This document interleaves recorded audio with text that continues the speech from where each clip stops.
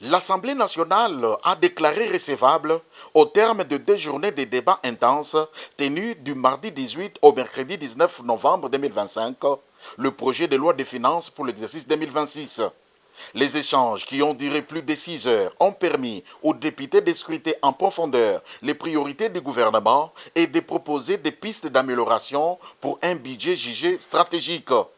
Présenté en équilibre tant en recettes qu'en dépenses, le budget 2026 s'élève à 59 021 milliards de francs congolais. Il marque une hausse de 16% par rapport au budget rectificatif 2025, arrêté à 50 692 milliards de francs congolais. Cette progression, selon le gouvernement, reflète l'ambition de renforcer la capacité de l'État financier, les services publics essentiels, à soutenir la croissance et à poursuivre la modernisation du pays.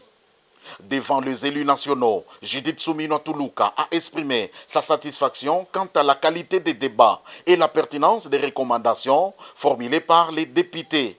Ce projet de loi de finances dépasse le simple cadre budgétaire. Il constitue un levier essentiel pour transformer notre société et renforcer notre tissu économique face à l'incertitude ambiante. Ce projet de loi n'est pas simplement un document comptable.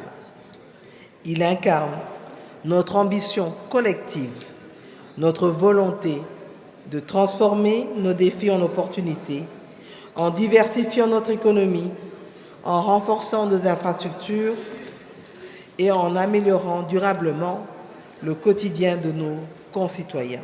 Pour la chef du gouvernement, le projet de loi des finances dépasse la dimension purement comptable et traduit la vision collective d'un pays en quête de transformation. Par ailleurs, elle a réaffirmé la disponibilité du gouvernement à collaborer étroitement avec les députés lors des travaux en commission afin d'enrichir davantage les tests. Après sa déclaration de recevabilité, le projet de loi des finances 2026 sera transmis à la Commission économique et financière de l'Assemblée nationale. Celle-ci procédera à un examen détaillé des prévisions, des priorités sectorielles et des équilibres macroéconomiques avant la présentation du rapport en plénière pour adoption finale.